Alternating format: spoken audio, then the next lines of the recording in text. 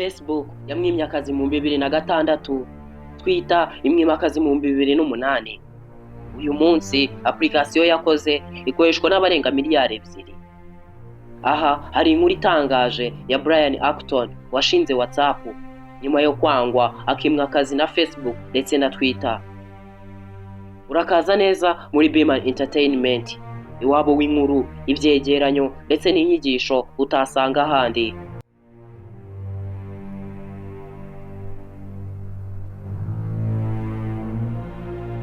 Umwaka wa 2006 Brian yari afite akazi keza muri Yahoo. Icyo gihe yari umuyobozi wa ad platform ya Yahoo. Nibwo yafashe icyemezo gikomeye cyane cyo gusezera ku kazi nyuma y'imyaka 11 yose akorera muri Yahoo. Amaso yari ayahanze Facebook, dore ko icyo gihe urwo rubuga rwari ruri gukura cyane mu buryo budasanzwe. Agisaba akazi muri Facebook bamwanze batazuyaje. Kwangwa kwe rero byabaye nk'ibiteye urubuto rudasanzwe mu buzima bwe. Ubushomeri bwakomeje kumurya kugeza mu 2008. Acton yari atarabona akazi, niko kugerageza amahirwe ku rundi rubuga rwari rukomeye cyane. Yarongeye asaba akazi muri kampani ya Twitter, ariko igisubizo cyakomeje kuba oya. Yaranzwe. Uku kwangwa kwe rero ni imbuga zigiye zitandukanye byari bifite ishingiro, kuko byari bigiye kumufungurira amarembo adasanzwe mu buzima bwe. Muri iyo minsi rero y'ubushomeri, muri iyo minsi y'ubuhombyi, Brian Acton yahuye n'inshuti ye bakoranaga muri Yahoo, Jan Koum, nawe wari waramaze gusezera ku kazi. Jan Koum nawe yari amaze kugerageza amahirwe muri Facebook, ariko nawe akazi barakamwimye. Ikiganiro abo bashomeri babiri bari bagiye kugirana cyari kigiye guhindura amateka yabo, kandi kigiye guhindura n'amateka y'ikoranabuhanga muri rusange mu isi hose. Baganiriye ku kuntu itumanaho ku matelefone agendanwa ryari riruhije muri iyo minsi kandi rikora nabi. Icyo kiganiro cyabahaye igitekerezo cyari kigiye guhindura isi. Muri iyo minsi amakampani akora amatelefone yacaga abantu amafaranga menshi cyane mu kohererezanya ubutumwa. Jan Koum yari yarakuriye mu muryango ukennye, akanga ibintu byo kwamamaza by'ama ads ndetse no kwivanga mu makuru y'abantu y'ibanga bikunzwe gukorerwa ku mbuga nkoranyambaga. Ibyo rero yari abihuje na mugenzi we bari kumwe, Brian Acton, dore ko Brian Acton n'ubundi nawe yari umuyobozi wa ad platform hariya muri Yahoo. Brian Acton icyo gihe yahise afata umwanzuro ukomeye cyane, aha mugenzi we $250 by'idolari yari yarizigamye, yirengagije ko yari mu minsi mibi y'ubushomeri. Aba bagabo babiri bajya gutangiza urubuga rwa WhatsApp bari bafite intego zikurikira. Bashaka gukora urubuga rutamamaza ibizwi nk'ama ads. Bashaka gukora urubuga rutagira imikino, amagemu, cyangwa se umuntu atakinjira ngo abone amakuru yawe.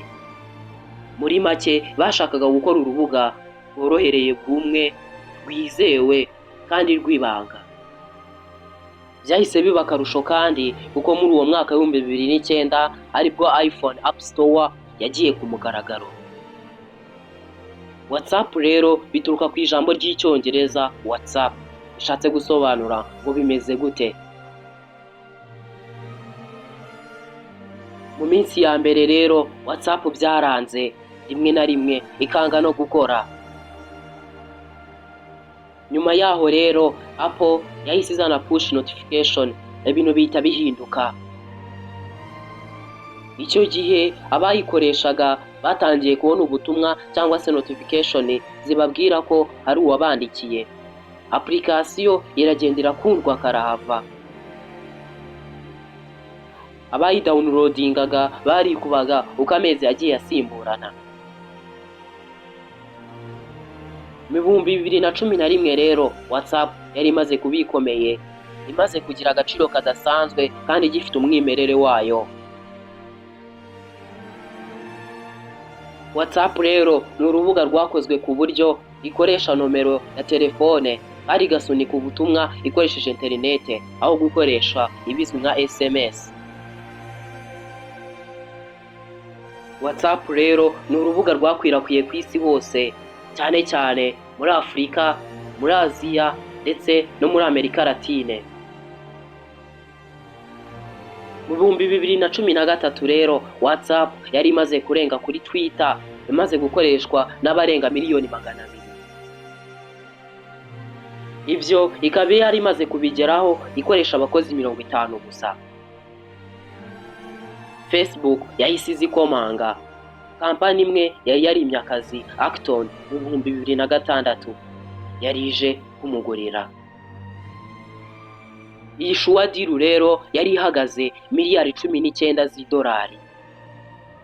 Isi yose irahagarara, dore ko yari imwe muri diru zabayeho zikomeye mu mateka y'imbuga nkoranyambaga.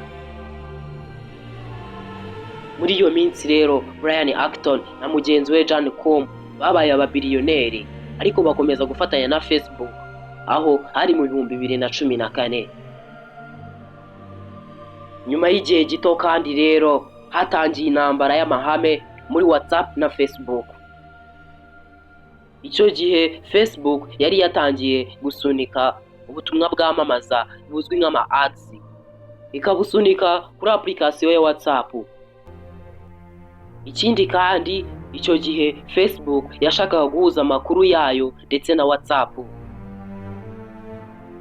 Brian Acton yarabyanze, avuga ko basezeranyije abakoresha WhatsApp ko batazigera bakoresha ads, ariko ibyo Facebook ntiyabikozwaga kuko yashaka kwinjiriza agatubutse. Icyo gihe havutse intambara hagati y'inyungu ndetse n'indangagaciro. Mu bihumbi 2017 Brian Acton yafashe icyemezo gikomeye cyo kuva muri Facebook, areka miliyari nyinshi z'amadolari, asiga umwanya w'icyubahiro yari afite, byose yarabisize kubera impamvu imwe rukumbi: kubika isezerano ry'uko nta makuru y'umuntu ukoresha WhatsApp azashyirwa ku karubanda cyangwa se ngatangwe kuwo ari we wese. Brian Acton yanze ko privacy y'abantu yatobangwa n'abashaka inyungu zabo ku giti cyabo. Ibyo byatumye asiga ubwami yari yarubatse na mugenzi we John Com, aho kugira ngo arenge ku ndangagaciro yari yarashyizeho cyangwa se amahame yagenderagaho. Mugenzi we John Com rero we yavuye muri Facebook mu 2019 nyuma yo kubona ko nawe nta jambo yari agifite. Nyuma y'uko rero Brian Com avuye muri Facebook ndetse na WhatsApp, yahise yandika ubutumwa bukomeye cyane bwateye isi yose ubwoba, avuga ati "It's time to delete Facebook." Icyo gihe yashakaga kuvuga ko igihe kigeze ngo Facebook sibwe. Isi yose iratitira, Facebook irahungabana. Nyuma yo kwitandukanya na Facebook ndetse na WhatsApp, uyu mugabo rero yari yibitseho agatubutse, dore ko na n'uyu munsi ari umwe mu bantu batunze hejuru ya miliyari y'idolari. Yahise ashinga Signal Foundation atanze miliyoni 50. Ni urubuga rutagira ama ads, nta wakuvogera ku butumwa bwawe, nta wakwinjirira, nta n'uwabukoresha mu nyungu ze bwite. Signal si business isanzwe, ni intambara yo kurengera ubwisanzure bw'ikoranabuhanga ndetse n'amakuru y'abantu. Mu isi rero irimo kugurisha amakuru y'abantu, Brian Acton yahisemo kugurisha ukuri kwe. Uyu mugabo yeretse isi ko amafaranga atari byose. Yayeretse ko privacy ifite agaciro, k'amakuru y'abantu ari ibanga kandi atagomba gutangwa uko abonye kose. Muri ubu buzima abantu bake rero bahitamo indangagaciro kuruta inyungu.